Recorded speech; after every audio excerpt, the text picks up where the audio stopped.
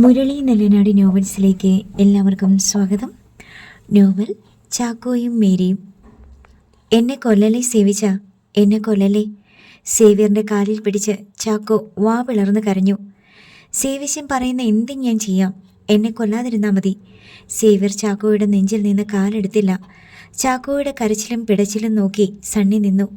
Xavier അവനെ ഇന്ന് തീർക്കുമെന്ന് സണ്ണിക്ക് ഉറപ്പായി. കാഴ്ചയില്ലാത്തതല്ലേ സേവിച്ച, എന്നെ കൊല്ലല്ലേ. ഛി, നിർത്തട നിന്റെ മോങ്ങൽ. കൈവീശി തലയുയർത്തിപ്പിടിച്ച ചാക്കോയുടെ തലയ്ക്ക് പിന്നിൽ സേവ്യർ അടിച്ചു.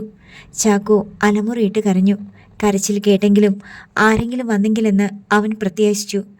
ആയുസിൻ്റെ കാര്യത്തിൽ പൂച്ചയെ പോലെ അവൻ എന്നാ ചെയ്താലും ചാകത്തില്ല. വെറുപ്പോടെ സേവ്യർ ചാക്കോയെ നോക്കി. കൈക്കുഞ്ഞായിരിക്കുമ്പോൾ തന്നെ ഇവൻ്റെ ജീവന് വേണ്ടി ഉന്നം വെച്ച് തുടങ്ങിയതാണ്. സ്റ്റെയർ കേസിൻ്റെ മുകളിൽ നിന്ന് 18 പടികളിലൂടെ താഴേക്ക് മുഖമടിച്ച് ഉരുണ്ട് വീണിട്ടും ജീവൻ പോയില്ല. പലതരത്തിൽ കെണി ഒരുക്കി വെച്ചതാണ്. പാതിരാത്രി വീട് വിട്ടിറങ്ങിപ്പോയി. കോഴിക്കോട് ചെന്ന് ഏതോ കാറിൻ്റെ മുന്നിൽ ചാടിയിട്ടും ആയുസ് ഒടുങ്ങാതെ തിരിച്ചു വന്നു. കാൽ വലിച്ചെടുത്തിട്ട് സേവ്യർ അവൻ്റെ നെഞ്ചിൽ ആഞ്ഞി ചവിട്ടി മലർത്തിയിട്ടു. അപ്പാ. ചാക്കോ നിലവിളിച്ചു പോയി. കരച്ചിൽ കേട്ട് എൽസ ഉണർന്നു വന്നെങ്കിൽ സേവിച്ചൻ പിന്തിരിഞ്ഞേനെ എന്ന് സണ്ണി ഓർത്തു. കൊല്ലല്ലേ സേവിച്ച, കണ്ണുപൊട്ടനല്ലേ ഞാൻ. ചാക്കോ മലർന്നു കിടന്ന് തൊഴുത് കരഞ്ഞു. നിനക്ക് കണ്ണ് തന്നാൽ നീ ലോകം വെച്ചേക്കുമോടാ. അടങ്ങി ഒതുങ്ങി ഈ മുറിയിൽ കിടന്നെങ്കിൽ പട്ടിക്ക് തീറ്റ തരും പോലെ 4 നേരം തിന്നാൻ തരുമായിരുന്നില്ലേ. നിനക്കത് പോരാ. പ്രേമിക്കണം. അവളുടെ കൂടെ ഞങ്ങളെ ചതിച്ച് ഒളിച്ചോടണം. നീ ഒരുത്തനാടാ ഞങ്ങളുടെ അപ്പയ്ക്ക് ഇങ്ങനെയൊരു വിധി കൊടുത്തത്. കരച്ചിലിനിടയിലും ചാക്കോ കാതു വട്ടം പിടിച്ചു. അപ്പയ്ക്ക് നീ ഭാഗ്യനക്ഷത്രമായിരുന്നത്രേ. നിന്നെ കയ്യിൽ കിട്ടിയ ശേഷമാണത്രേ അപ്പയ്ക്ക് വളർച്ചയും ഉയർച്ചയും ഉണ്ടായതെന്ന്. നിന്നെ തലയ്ക്ക് ചുമന്ന് നടന്നു. എന്നിട്ട് എന്തായി? പാതിച്ചത്ത് കിടക്കുകയല്ലേ. അപ്പ എന്തിനാണ് തന്നെ സ്നേഹിച്ചതെന്ന് ചാക്കോ ഞെട്ടലോടെ തിരിച്ചറിഞ്ഞു. നീ ഭാഗ്യനക്ഷത്രമെങ്കിൽ അപ്പയ്ക്കിങ്ങനെ കിടക്കേണ്ടി വരുമായിരുന്നോടാ നായേ.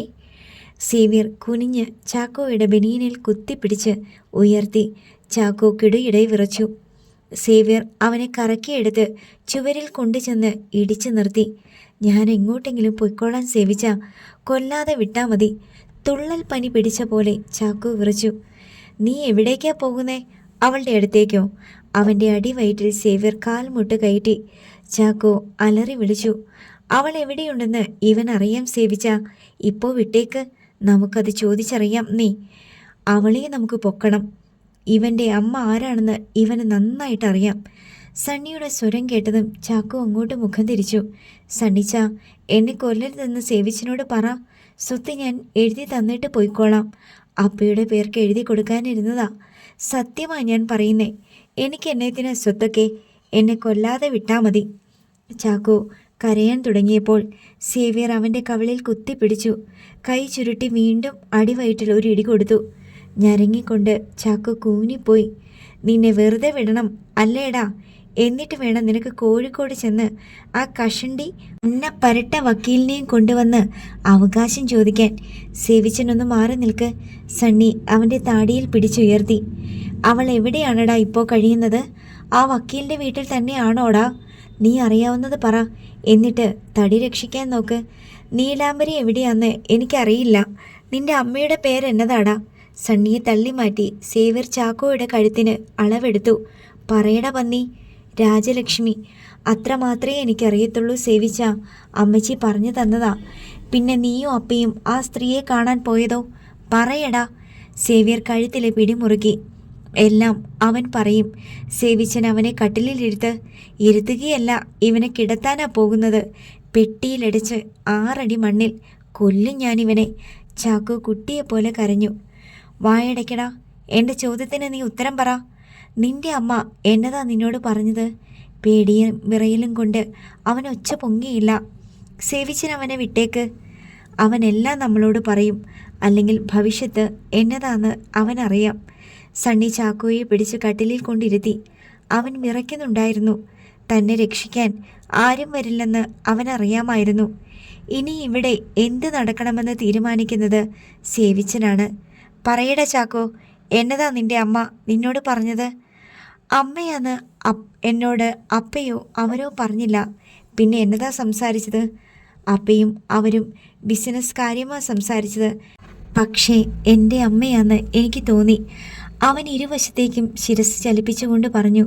പിന്നെ കൈ രണ്ടും ഉയർത്തി മുഖത്തെ കണ്ണീര് തുടച്ചു. നിനക്കെങ്ങനെ തോന്നി? അവരുടെ പേര് രാജലക്ഷ്മി എന്നാ.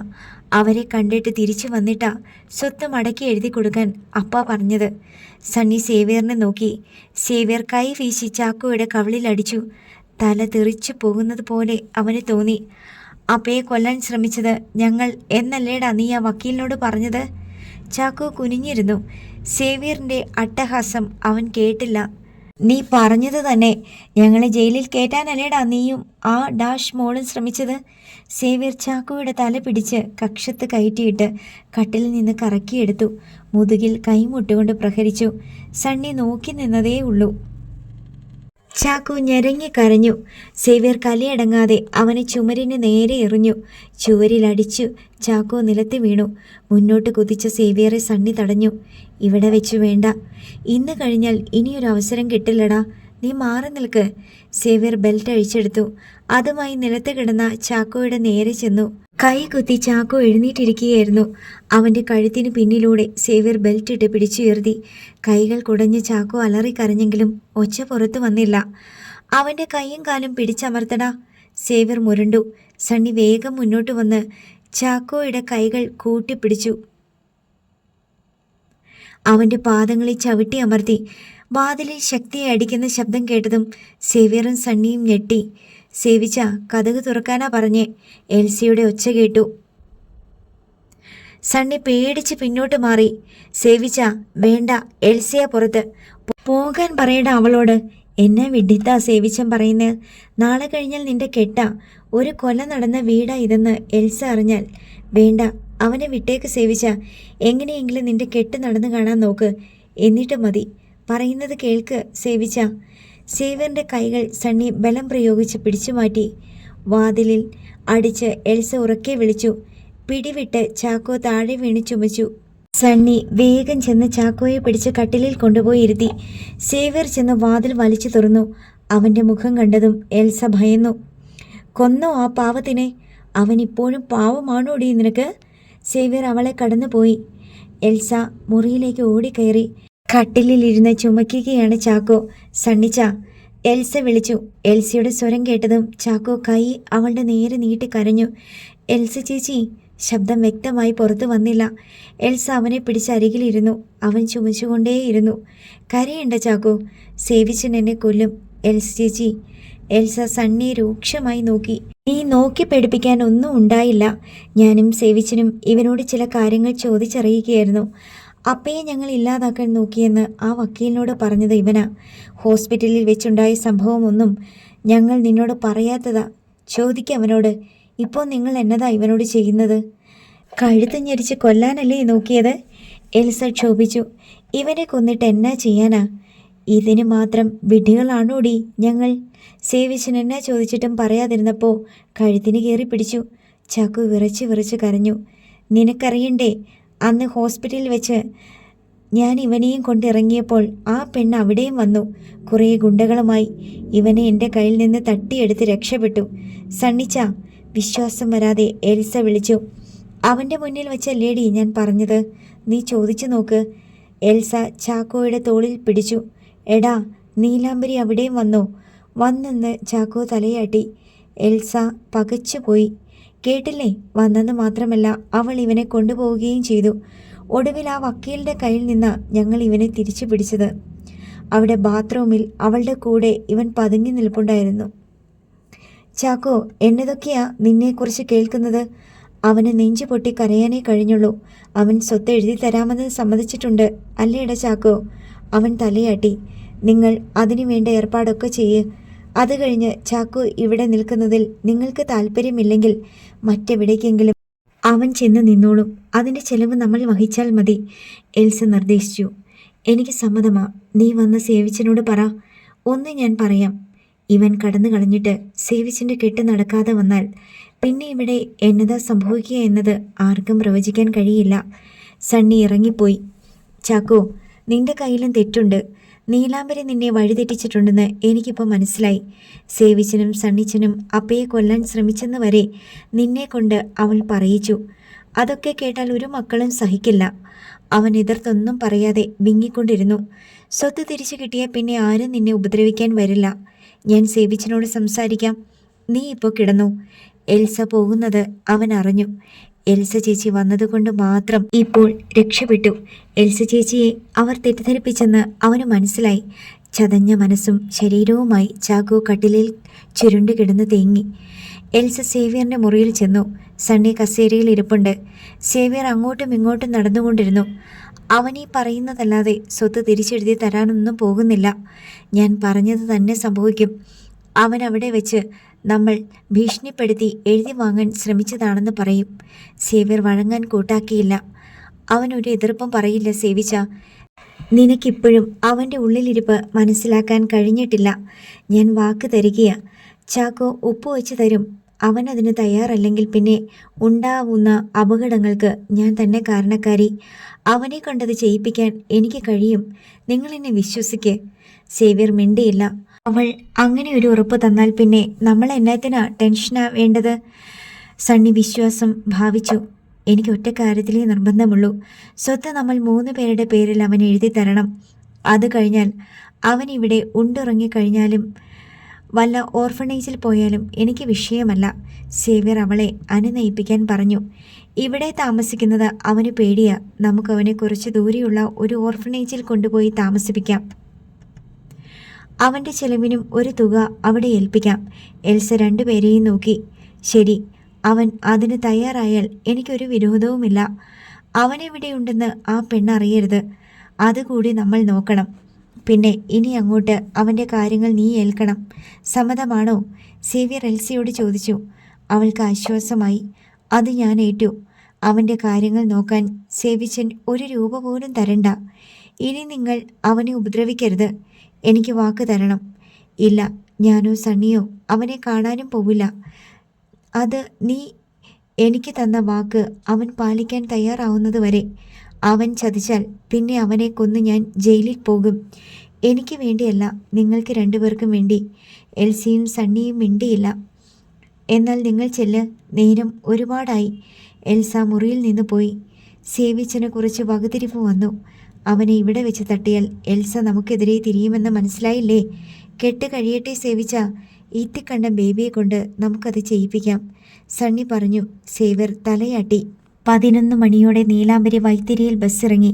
2 കൽപ്പിച്ച് തന്നെയാണ് വീട്ടിലേക്ക് കയറി ചെല്ലുന്നത്. പോകാൻ ഇനി മറ്റൊരിടമില്ല. കയ്യിൽ കുറച്ച് കാശുള്ളതുകൊണ്ട് ലക്ഷ്മി ചേച്ചിയുടെ മുന്നിൽ പിടിച്ചു നിൽക്കാമെന്ന ധൈര്യമുണ്ട്. ചീത്തവിളിയും തല്ലും പ്രതീക്ഷിച്ച് തന്നെയാണ് ചെല്ലുന്നത്. പണം കിട്ടിയാൽ ലക്ഷ്മി ചേച്ചി അടങ്ങും. കോഴിക്കോട്ടെത്തിയ ഉടൻ കുറ്റിച്ചിറയിലുള്ള രജിതയെ കാണാൻ പോയത് അവളോട് കുറച്ച് രൂപ കടം ചോദിക്കാനാണ്. വീട്ടിലേക്ക് അയച്ചു കൊടുക്കാൻ വെച്ചിരുന്ന 10,000 രൂപ 1 മാസത്തെ കാലാവധി വെച്ച് അവൾ കടം തന്നു. നിർമ്മല ഏജൻസി വഴി തിരുവനന്തപുരത്ത് ഒരു വീട്ടിൽ ജോലിയും ഏർപ്പാടാക്കി തന്നു. തേയിലത്തോട്ടത്തിന് നടുവിലുള്ള റോഡിലൂടെ അവൾ നടന്നു. തൊഴിലാളികളൊക്കെ ജോലിക്ക് പോയതിനാൽ റോഡിൽ ആരും ഉണ്ടായിരുന്നില്ല. റോഡിൽ നിന്ന് ഒതുക്കുകല്ലുകൾ ചവിട്ടിക്കയറി അവൾ മുറ്റത്ത് ചെന്നു. വാതിലടഞ്ഞു കിടക്കുകയാണ്. വരാന്തയിലെ കട്ടിലിൽ ചെറിയച്ഛനെ കണ്ടില്ല. നീലാംബരി വരാന്തയിൽ കയറിയപ്പോൾ അകത്ത് സുഖം പറ്റിക്കിടന്ന ഒരു നായ മുരുണ്ടുകൊണ്ട് എഴുന്നേറ്റ് പുറത്തേക്ക് പോയി. അവിടെ ആരുമില്ലെന്ന് നീലാംബരിക്ക് തോന്നി. ചെറിയച്ഛന് ദീനം കൂടി ഹോസ്പിറ്റലിലാണോ? അവൾ വാതിലിൽ തട്ടി. ലക്ഷ്മി ചേച്ചി. വാതിൽ തള്ളിയപ്പോൾ അകത്ത് നിന്ന് പൂട്ടിയ നിലയിലാണെന്ന് മനസ്സിലായി. നീലാംബരി വേഗം വീടിൻ്റെ പിൻഭാഗത്തേക്ക് ചെന്നു. ആ വാതിലും അടഞ്ഞു കിടക്കുന്നതാണ് കണ്ടത്. കുറേ ദിവസങ്ങളായി ആൾവാസമില്ലാത്തതിൻ്റെ എല്ലാ ലക്ഷണങ്ങളുമുണ്ട്. കരിയില വീണ് കിടക്കുന്ന മുറ്റം, ചട്ടിയും കലങ്ങളും മുറ്റത്ത് കാണാനില്ല. അവരെല്ലാം എവിടെ പോയി? റോഡിൽ ഇറങ്ങിയിട്ട നീലാംബരി അടുത്ത വീട്ടിലേക്ക് ചെന്നു.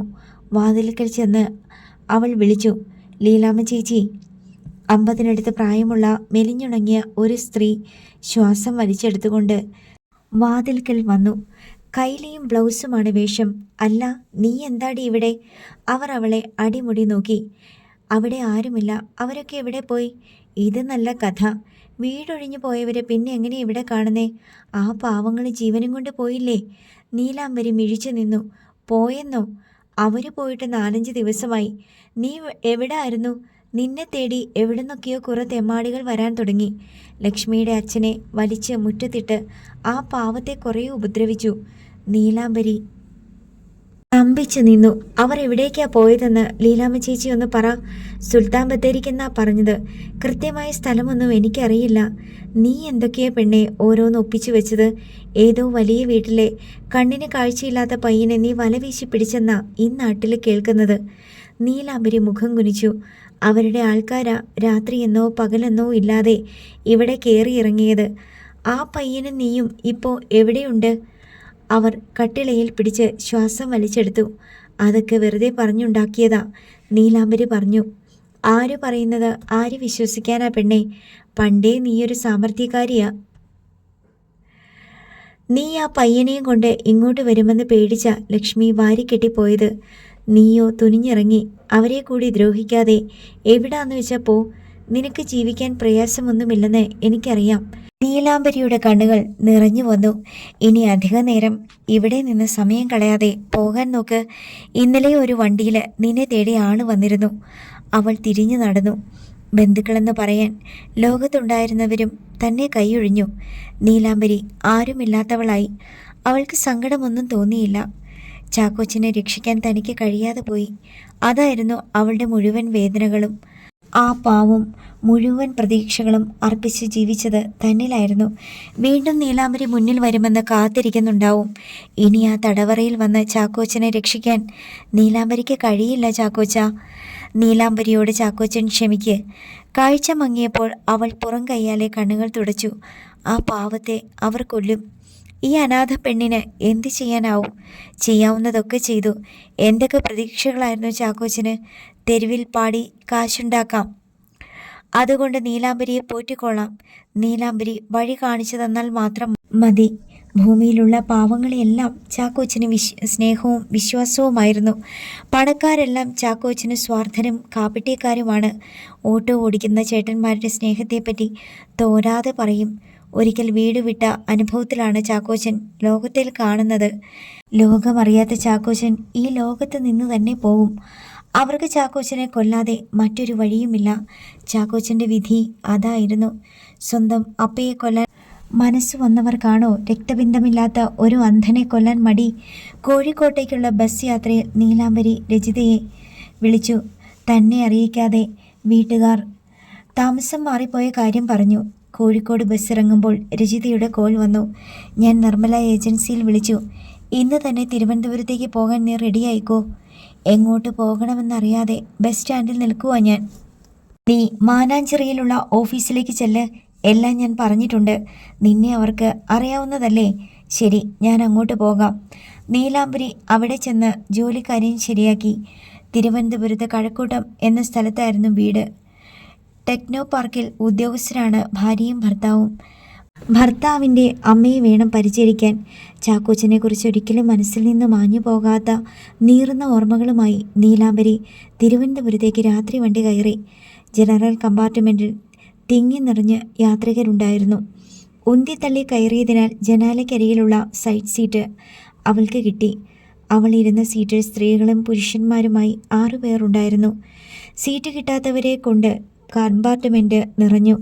ഷാൾ കൊണ്ട് തല മറച്ച് ജനലിലൂടെ ചാരി കണ്ണുകൾ അടച്ച് അവൾ ഇരുന്നു. വണ്ടി മുന്നോട്ട് നീങ്ങി. അന്വേഷിക്കാൻ ആരുമില്ലാത്ത ഒരു പെണ്ണ്. മറ്റുള്ളവരെ സംബന്ധിച്ച് ഒരു കാറ്റ് പോലെയാണവൾ. അനാഥ ജന്മങ്ങളിൽ നിന്ന് അവൾക്കും ജീവിച്ചേ തീരൂ. ഏതോ പണക്കാരുടെ വീട്ടിൽ കട്ടിലൊഴിയാതെ കിടക്കുന്ന ഒരു വൃദ്ധജന്മത്തെ പരിപാലിക്കാൻ അവൾ പോവുകയാണ്. അവൾക്കൊരു മനസ്സുണ്ട്. മനസ്സിൻ്റെ ചുവരിൽ തൂക്കിയിട്ട ഛായാചിത്രം പോലെ ഒരു പുരുഷൻ്റെ മുഖവുമുണ്ട്. പാഞ്ഞു പോകുന്ന തീവണ്ടിയിലിരുന്ന കാറ്റിൽ അവൾ ആ വയലിൻ നാദം തിരിച്ചറിഞ്ഞു. അടഞ്ഞ എമ്മകൾക്കിടയിലൂടെ കണ്ണീർ ചാലായി താഴേക്ക് ഒഴുകിക്കൊണ്ടിരുന്നു. അവൾക്ക് വേണ്ടി ചാക്കോ പാടുകയാണ്. വയലിൻ തോളിൽ വെച്ച് പാടുന്ന ചാക്കോയുടെ സുന്ദരമായ മുഖം മനസ്സിൽ തെളിഞ്ഞു. അവൾ അപ്പടിയൊன்றுം അഴകില്ലേ, അവൾക്ക് ആരും ഇണയില്ലേ, അവൾ അപ്പടിയൊன்றுം കളറില്ലേ, ஆனால் അതൊരു കുറയല്ലേ. നീലാംബരി ഹൃദയം പൊട്ടിക്കരഞ്ഞു. ഇനിയൊരു ജന്മം ജീവിച്ചു തീർക്കാൻ നീലാംബരിക്ക് ഇതും മതി ചാക്കോച്ച. ഈ ലോകത്തിൻ്റെ ഏതെങ്കിലും കോണിൽ തൻ്റെ മരണം വരെ ചാക്കോച്ചൻ ജീവിച്ചിരിപ്പുണ്ടെന്ന പ്രതീക്ഷ വെച്ച് നീലാംബരി ജീവിക്കും. എൽസ മുറിയിൽ വന്നതൊന്നും ചാക്കോ അറിഞ്ഞില്ല. അവൻ ചുമർ ചാരി കട്ടിലിൽ പ്രതിമ കണക്കിയിരിക്കുകയാണ്. ജീവനുണ്ടോ എന്ന് പോലും എൽസ സംശയിച്ചു. മോനെ ചാക്കോ. കട്ടിലിൽ ഇരുന്നിട്ട് അവൾ അവൻ്റെ ചുമലിൽ പിടിച്ചു. ചാക്കോ അവളുടെ നേരെ മുഖം തിരിച്ചു. നീ എന്നതാടാ, കെട്ടിന് വരുന്നില്ലേ? ഞാൻ വരുന്നില്ല. സേവിച്ചിന് ഞാൻ വരുന്നത് ഇഷ്ടമല്ലെന്ന് എൽസ ചേച്ചിക്ക് അറിയത്തില്ലേ? നീ വരുന്നത് ഇഷ്ടമില്ലാഞ്ഞിട്ടാണോ നിനക്ക് ഡ്രസ്സ് എടുത്ത് തന്നത്? നീ കെട്ടിന് വരണമെന്ന് സേവിച്ചൻ പ്രത്യേകം പറഞ്ഞതാ. അവൻ മിണ്ടിയില്ല. സേവിച്ചനിപ്പോൾ നിന്നോട് ദേഷ്യമൊന്നുമില്ല. സ്വത്ത് തിരിച്ചു കൊടുക്കാമെന്ന് നീ സമ്മതം പറഞ്ഞെന്ന് ഞാനല്ലേ ഉറപ്പ് കൊടുത്തത്? അത് കഴിഞ്ഞാൽ നിന്നെ മറ്റൊരു സ്ഥലത്ത് കൊണ്ടുപോയി താമസിപ്പിക്കാം. അവിടെ ഒരുപാട് ആളുകളുണ്ടാവും.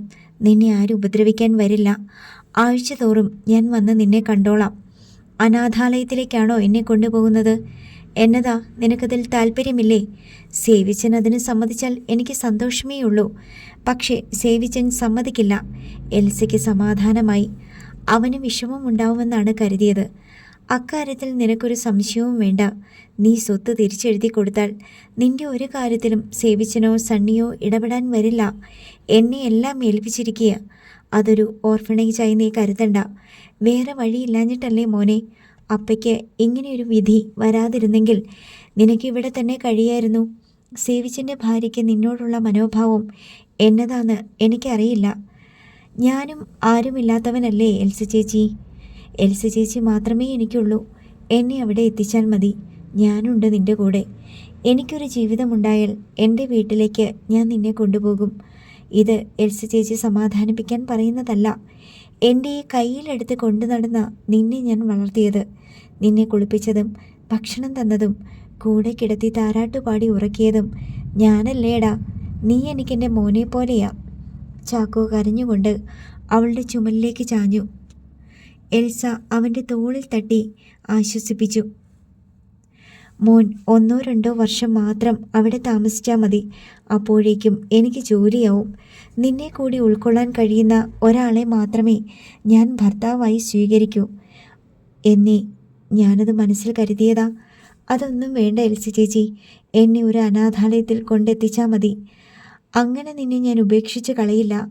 അപ്പ കിടപ്പിലായെങ്കിലും നിനക്ക് ഞാനുണ്ട്. മോൻ കുളിച്ച് ഡ്രസ് ചെയ്ത് വാ. നമ്മൾ ഒന്നിച്ചൊരു വണ്ടിയിലാണ് പള്ളിയിലേക്ക് പോകുന്നത്. അവൾ അവനെ കട്ടിലിൽ നിന്ന് പിടിച്ചിറക്കി. ചാക്കോയ്ക്ക് നിവർന്നു നിൽക്കാൻ പോലും കരുത്തില്ലായിരുന്നു. എനിക്ക് തീരെ വയ്യ എൽസ ചേച്ചി, ചെല്ല് എന്ന് പറഞ്ഞാലൊന്നും പറ്റുകയില്ല. അപ്പോൾ കൂടി ഇങ്ങനെ കിടക്കുമ്പോൾ നീയും വരാതിരുന്നാൽ ആളുകൾ ശ്രദ്ധിക്കും. ഇപ്പോൾ തന്നെ പെട്ടെന്നൊരു കല്യാണം വേണമെന്ന് പലരും അടക്കം പറയുന്നുണ്ട്. ഒരാൾ മാറി നിൽക്കുവാന്ന് ഒരു സംസാരം ഉണ്ടാവരുത്. ദേ, പെട്ടെന്ന് ഡ്രസ് ചെയ്ത് താഴേക്ക് വാ. എൽസ പോകുന്നത് അവൻ അറിഞ്ഞു. എൽസ ചേച്ചിയുടെ വാക്കുകൾ ധിഖരിക്കാൻ പാടില്ലെന്ന് അവൻ ഓർത്തു. എൽസ ചേച്ചി ഇടപെട്ട നിലയ്ക്ക് സേവിച്ചിന് അത്ര പെട്ടെന്ന് തന്നെ കൊന്നുകളയാൻ പറ്റില്ല. സ്വത്ത് കിട്ടിക്കഴിഞ്ഞാൽ വല്ല ഓർഫണേജിലും കൊണ്ടുവിട്ടാലോ? അമ്മ അവിടെ വന്നാൽ താൻ രക്ഷപ്പെട്ടു. പിന്നെ നീലാംബരിയെ കണ്ടുപിടിക്കാൻ പ്രയാസമൊന്നുമില്ല. കോഴിക്കോടുള്ള മോഹനചന്ദ്രൻ വക്കീലിൻ്റെ പേര് മാത്രം അമ്മയോട് പറഞ്ഞാൽ മതി. വക്കീലിൻ്റെ വീട്ടിൽ അവൾ ഉണ്ടാകും. ഒരു ശുഭപ്രതീക്ഷ ചാക്കോയുടെ മനസ്സിൽ പ്രത്യാശ പരത്തി. എൽസ വീണ്ടും റൂമിൽ വന്നപ്പോൾ ചാക്കോ ഡ്രസ് ചെയ്ത് നിൽപ്പുണ്ടായിരുന്നു. അവനെ കണ്ണിമ വെട്ടാതെ അവൾ നോക്കി നിന്നു. ഒരു ഗ്ലാസ് കൂടി മുഖത്ത് വെച്ചാൽ ഏതു പെണ്ണും കൊതിച്ചു പോകുന്ന രൂപം. എൽസ ചേച്ചിയല്ലേ? ചാക്കോ ഒരു ചെറു ചിരിയോടെ ചോദിച്ചു. നിന്നെ കണ്ട് ഞാൻ നിന്നു പോയതാ. അത്രയ്ക്ക് സുന്ദരനാണടാ നീ. കളിയാക്കല്ലേ എൽസ ചേച്ചി. സത്യമാടാ ഞാൻ പറഞ്ഞത്. ചുമ്മാതല്ല നീലാംബരി നിന്നെ വിടാതെ പിടിച്ചത്. അവൻ്റെ മുഖം വാടുന്നത് അവൾ ശ്രദ്ധിച്ചു. അത് പോട്ടെടാ. അവൾ കുറച്ച് അത്യാർത്തി കാണിച്ചു. അങ്ങനെ ഒരുത്തിയെ നിനക്ക് വേണ്ട. നിനക്കൊരാളെ ഞാൻ കണ്ടുപിടിച്ചു തരും. എൽസ കൂളിംഗ് ഗ്ലാസ് എടുത്ത് അവൻ്റെ മുഖത്ത് വെച്ചു. കർച്ചീഫ് മടക്കി ഓവർകോട്ടിൻ്റെ പോക്കറ്റിലും ഭംഗിയായി വെച്ചു. ചീർപ്പെടുത്ത് തലമുടി ഒന്നുകൂടി ചീകി ഒതുക്കി വെച്ചു. കുട്ടിയെപ്പോലെ അവൻ നിന്നുകൊടുത്തു. മതി എൽസ ചേച്ചി. നിന്നെ ഇഷ്ടപ്പെടുന്ന ഒരു പെണ്ണിനെ കണ്ടെത്തി ഞാൻ നിന്റെ കെട്ട് നടത്തിത്തരും മോനെ. അവൻ്റെ കണ്ണുകൾ നിറഞ്ഞത് എൽസ കണ്ടില്ല. വേദനിക്കുമ്പോഴും ചാക്കോയുടെ ചുണ്ടിൽ ചിരിയുണ്ടായിരുന്നു. അതൊരു ശീലമായി അവന് കഴിഞ്ഞിരുന്നു. വാ. അവൻ്റെ കൈ പിടിച്ച് അവൾ നടന്നു. പതുക്കെ നടക്കാനേ അവന് കഴിഞ്ഞുള്ളൂ. അടിവയറ്റിലെ വേദനയായിരുന്നു സഹിക്കാൻ കഴിയാതെ വന്നത്. അവർ താഴെ എത്തുമ്പോൾ എല്ലാവരും പുറപ്പെടാൻ മുറ്റത്തേക്ക് ഇറങ്ങിയിരുന്നു. മേടയിൽ ബംഗ്ലാവിന് മുന്നിൽ നിന്ന് കാറുകൾ ഒന്നൊന്നായി പുറത്തേക്ക് പോയി. കുരേച്ചൻ ഒന്നും അറിയാതെ മച്ചിലേക്ക് കണ്ണു നട്ട് കിടപ്പുണ്ടായിരുന്നു. പള്ളിയിലെത്തുമ്പോൾ സേവ്യർ തൻ്റെ ഇരുവശത്തും സണ്ണിയെയും ചാക്കോയെയും പിടിച്ചു നിർത്തി. ചാക്കോയുടെ അരികിൽ എൽസ. കുരേച്ചൻ്റെ മക്കളെ എല്ലാവരും കണ്ടു. ജിനിയുടെ കഴുത്തിൽ മിന്നു കെട്ടുമ്പോൾ ഒരു സ്വർഗം കീഴടക്കിയ ആഹ്ലാദമായിരുന്നു സേവ്യറിനുണ്ടായത്. സേവിച്ചൻ്റെ ഭാര്യ സുന്ദരിയല്ലേ എൽസ ചേച്ചി? എൽസിയോട് പതുക്കെ ചാക്കോ ചോദിച്ചു. പിന്നങ്ങനെ അല്ലാതിരിക്കുമോ? നല്ല കളറുണ്ടോ? ഉണ്ട്. സത്യം പറഞ്ഞ സേവിച്ചനുമായി മാച്ച് ചെയ്യില്ല. ചാക്കോയുടെ ചെവിയിൽ അവൾ അടക്കം പറഞ്ഞ് ചിരിച്ചു. കല്യാണം കഴിഞ്ഞ് ജെയിംസ് കുട്ടിയുടെ കൂടെയാണ് ചാക്കോ വീട്ടിലേക്ക് വന്നത്. എൽസ അവനെ നേരത്തെ തിരിച്ചയക്കുകയായിരുന്നു.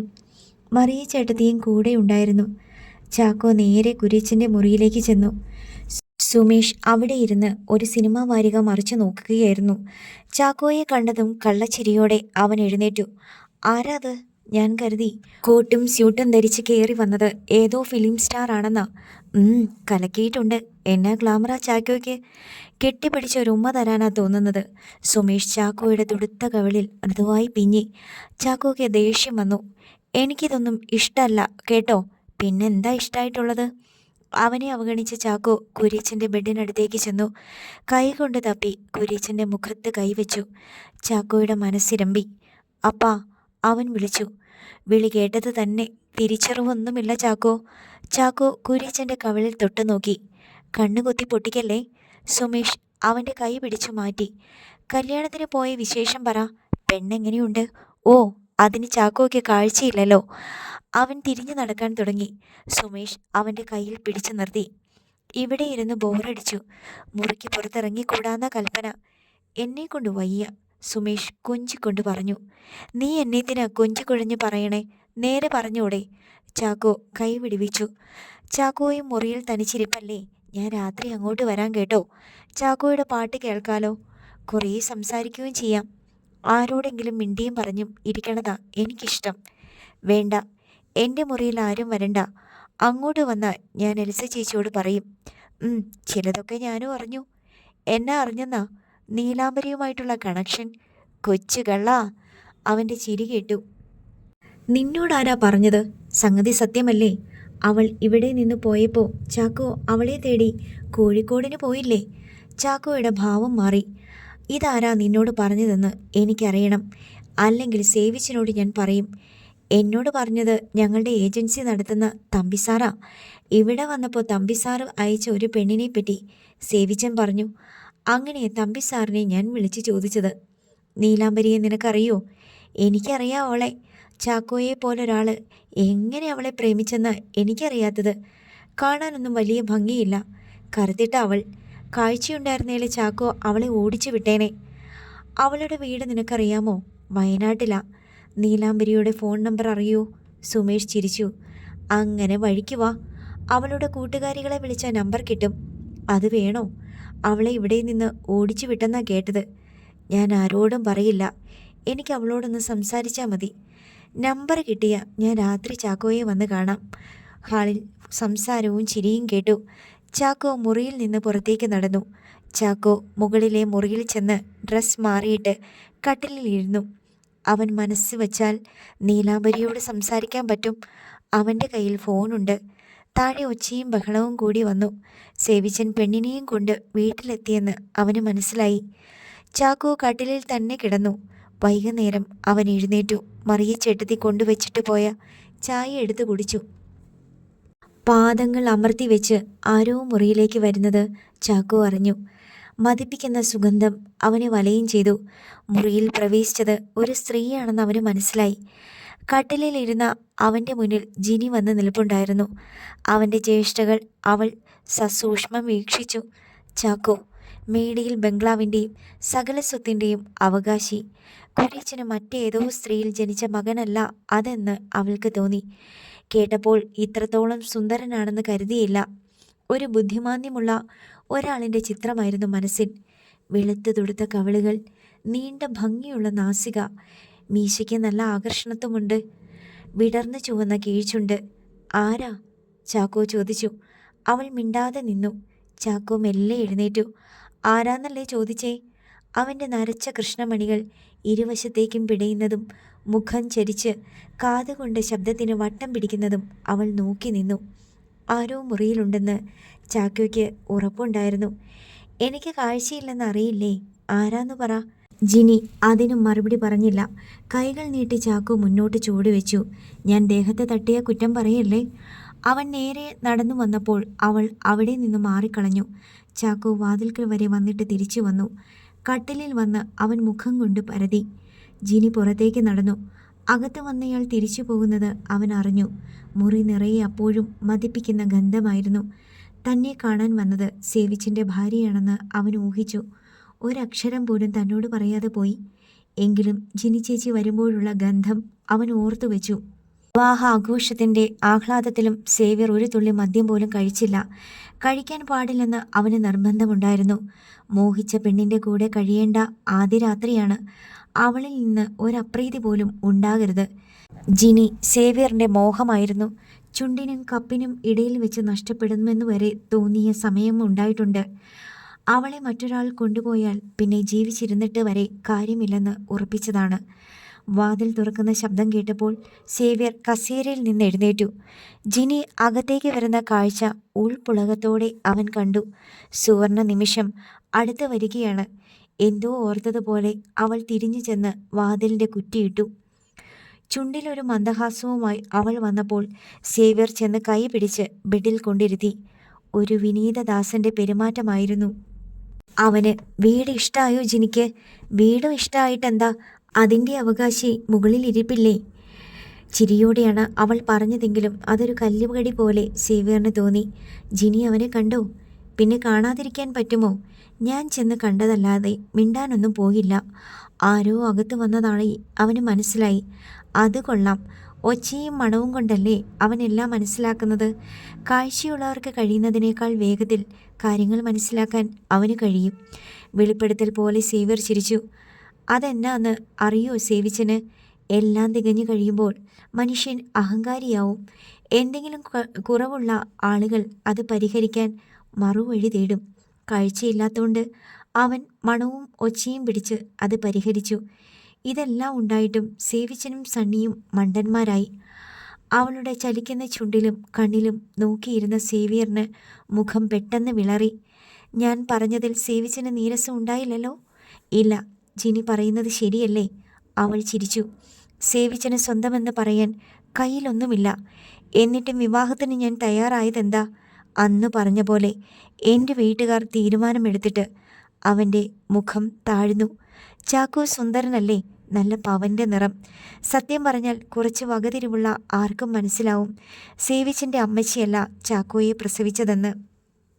എൻ്റെ അമ്മച്ചിയെ ജിനി കണ്ടിട്ടില്ലല്ലോ. സേവ്യറിന് ചോദിക്കാതിരിക്കാനായില്ല.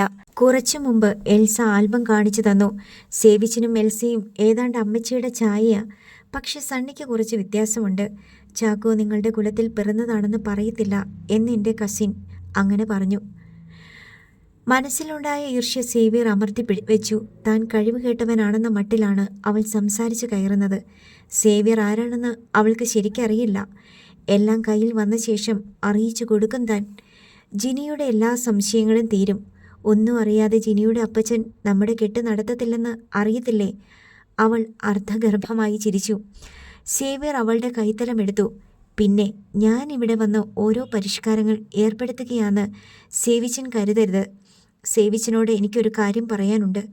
അതിന് 2 ഓപ്ഷനുമുണ്ട്. രണ്ടിലൊന്ന് സേവിച്ചൻ സ്വീകരിച്ചേ പറ്റൂ. എന്നതാ ജിനി?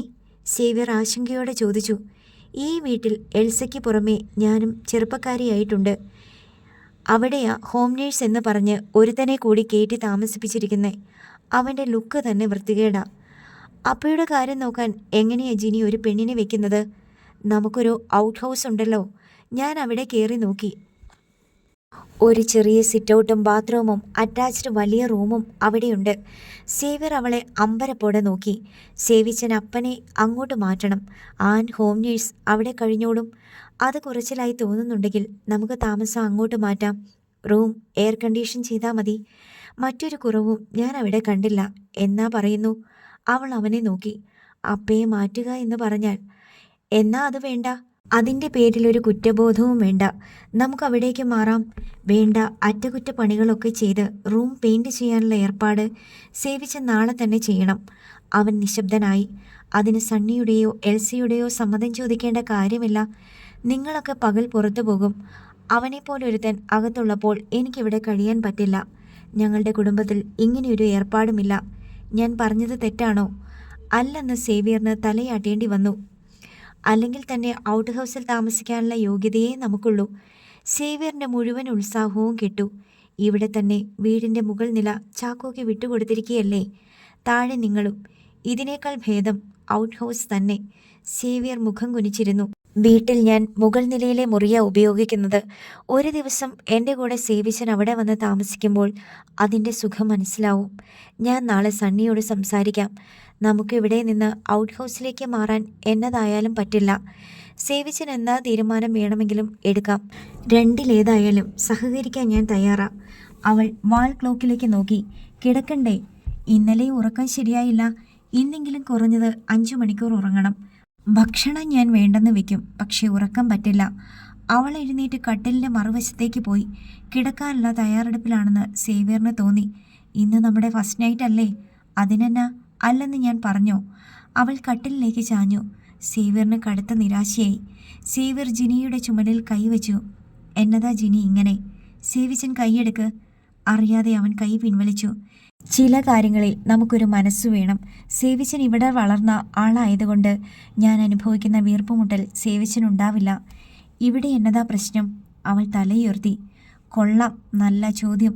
നിങ്ങൾക്ക് ആരുമല്ലാത്ത ഒരു അന്ധൻ മുകൾ നിലയിൽ, താഴെ ശവം പോലെ കിടക്കുന്ന അപ്പനും കാവലിരിക്കുന്ന പരിചാരകനും. ആരുടെയായാലും മനസ്സ് മടുത്തു പോവില്ലേ? സേവിയറിൻ്റെ മനസ്സ് ചുട്ടുപഴുത്തു.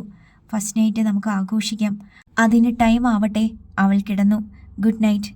ലൈറ്റ് കിടന്നാൽ എനിക്ക് അസ്വസ്ഥതയാ. സേവിച്ചൻ ലൈറ്റ് കെടുത്തിയിട്ട് കട്ടിലിരുന്നു. പറയാതെ തന്നെ അവൾ 2 കാര്യങ്ങൾ പറഞ്ഞു. ഒന്ന്, ചാക്കോയെ എത്രയും വേഗം ഒഴിവാക്കണം. മറ്റൊന്ന്, അപ്പയെ ബംഗ്ലാവിന് പുറത്താക്കണം. ഇത്തിക്കണ്ടം വർക്കിയുടെ മോള് തന്നെ അവൾ. പിറ്റേന്ന് രാവിലെ സേവിയർ സണ്ണിയോട് വിവരങ്ങൾ പറഞ്ഞു. അപ്പയെ ഔട്ട് ഹൗസിലേക്ക് മാറ്റിയാൽ അതൊരു സംസാരമാവും. പക്ഷേ ജിനി ചേട്ടത്തി പറയുന്നതിൽ കാര്യമുണ്ട്. സുമേഷിനെ വീട്ടിൽ താമസിപ്പിക്കുന്നതിനോട് എനിക്ക് ഒട്ടും യോജിപ്പില്ല സേവിച്ച. ഞങ്ങൾക്ക് ഔട്ട് ഹൗസിലേക്ക് മാറാൻ പറ്റില്ല. അത് വേണ്ട. ഇത്തിക്കണ്ടങ്കാര് ക്ഷമിച്ചെന്ന് വരില്ല. പിന്നെ എന്നാ ചെയ്യും? ഔട്ട് ഹൗസ് കുറച്ചുകൂടി മൂടി പിടിപ്പിച്ച് അപ്പയെ അങ്ങോട്ട് മാറ്റാം. അതുമാത്രമേ പരിഹാരമുള്ളൂ. പിന്നെ ചാക്കോയെ താഴെ ഇറക്കാം. പിന്നീട് ചേട്ടത്തി എതിർപ്പ് പറയില്ല. സേവിയർ തലയാട്ടി. അന്ന് തന്നെ ആളെ വിളിച്ച് ഔട്ട് ഹൗസിൽ മിനുക്കുപണികൾ സേവിയർ തുടങ്ങി. നിലത്ത് പുതിയ ടൈൽ പതിപ്പിച്ചു. ചുവരുകൾ പെയിൻറ് ചെയ്തു. വന്നു കണ്ടാൽ ആരും കുറ്റം പറയരുതെന്ന് സേവിയറിന് നിർബന്ധമുണ്ടായിരുന്നു. വൈകുന്നേരം കുര്യച്ചൻ്റെ ഫോണിലേക്ക് ഒരു ഇൻ്റർനാഷണൽ കോൾ വന്നു. രാജലക്ഷ്മി. ആളെ മനസ്സിലാവാത്ത രീതിയിൽ സേവിയർ സംസാരിച്ചു. ഹലോ, ആരാണ്? ഞാൻ രാജലക്ഷ്മിയാണ്. കുര്യച്ചൻ്റെ മകൻ സേവിയർ അല്ലേ? അതെ. സേവിയറിൻ്റെ കല്യാണം കഴിഞ്ഞ വിവരം അറിഞ്ഞു. ഞാൻ ചില കാര്യങ്ങൾ കുര്യച്ചനോട് സംസാരിച്ച് ഒരു തീരുമാനത്തിലെത്തിയിരുന്നു. കുര്യച്ചനെ കൊണ്ട് അത് പ്രാവർത്തികമാക്കാൻ ഇനി കഴിയില്ലെന്ന് എനിക്കറിയാം. ബിസിനസ്സൊക്കെ സേവിയർ ഏറ്റെടുത്തെന്ന് മനസ്സിലായി. ഇനിയുള്ള ഡീലിങ്സ് നമ്മൾ തമ്മിൽ മതി. ധാർഷ്ട്യം നിറഞ്ഞ സംസാരം സേവിയറിന് ഇഷ്ടമായില്ല. നിങ്ങൾ എന്നതാ ഉദ്ദേശിക്കുന്നതെന്ന് എനിക്ക് മനസ്സിലായില്ല. നമുക്ക് നേരിട്ട് സംസാരിക്കാം. മുഖാമുഖമിരുന്ന് പറയേണ്ട കാര്യങ്ങളാണ്. സേവിയർ ശബ്ദിച്ചില്ല. ഹലോ, കേൾക്കുന്നുണ്ടോ? നിങ്ങൾ പറയൂ. ബിസിനസ് കാര്യമാണോ? അത് പറയാൻ എന്നെത്തിനാ മടിക്കുന്നത്? ഇത് ബിസിനസ് കാര്യമല്ല, ഒരു കൊടുക്കൽ വാങ്ങല. സേവിയർ തൽക്കാലം അത്രയും അറിഞ്ഞാൽ മതി. സേവിയറിൻ്റെ മനസ്സ് ജാഗരൂകമായി. ഞാൻ വ്യാഴാഴ്ച നാട്ടിലെത്തും.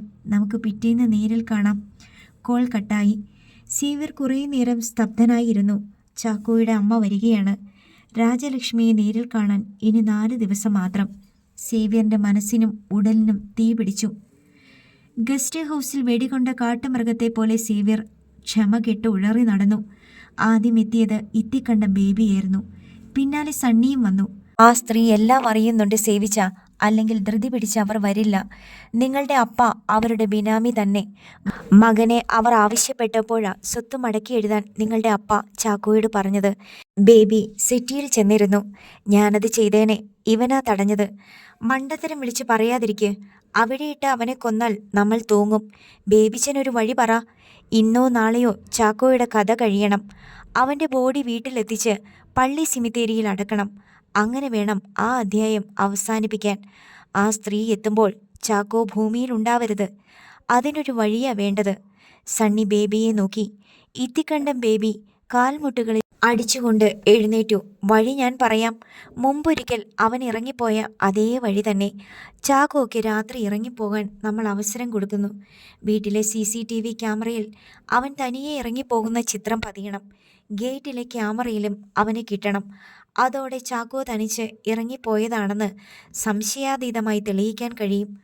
ഒരിക്കൽ അവൻ ഇതുപോലെ പോയതുകൊണ്ട് ആരും സംശയിക്കില്ല. സേവ്യർ തലയാട്ടി. സെക്യൂരിറ്റിക്കാരൻ കണ്ണടച്ചാ മതി.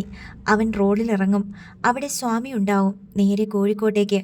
അവിടെയല്ലേ അവൻ്റെ കാമുകിയുള്ളത്. അവിടെയിട്ട് ആക്സിഡൻറ്റിൽ പെടുത്തി സ്വാമി തീർത്തുകൊള്ളും. ഒരു ദിവസം അന്വേഷണം, പിറ്റേന്ന് ശവമടക്ക്. ഇത്തിക്കണ്ടം ബേബി ചിരിച്ചു. ഇതു മതി ബേബിച്ച. ഇന്ന് രാത്രി ചാക്കോയെ പുകച്ച് പുറത്തിറക്കും ഞാൻ. കൊല്ലാതിരുന്നാൽ മതി. എവിടേക്കെങ്കിലും പോയിക്കൊള്ളാമെന്ന് അവൻ എൻ്റെ കാല് പിടിച്ച് പറഞ്ഞതാ. ഒന്നും ചെയ്യണ്ട. ആവശ്യമുള്ള ഡ്രസ്സും ബാഗിലെടുത്ത് പോയിക്കൊള്ളാൻ അനുവദിച്ചാൽ മാത്രം മതി. സണ്ണി തലയാട്ടി. ആദ്യം അവൻ്റെ കുടിയിറക്കും, ശവമടക്കും. അത് കഴിഞ്ഞു മതി അപ്പയെ പുറത്തെടുക്കുന്നത്. അവൾ വരട്ടെ, അവൻ്റെ അമ്മ. മോൻ്റെ ശവക്കൂനയ്ക്ക് മീതെ കിടക്കുന്ന പൂക്കൾ കണ്ട് അവൾ തിരിച്ചു പോയിക്കോളും. സേവ്യർ പൊട്ടിച്ചിരിച്ചു. നോവൽ തുടരും.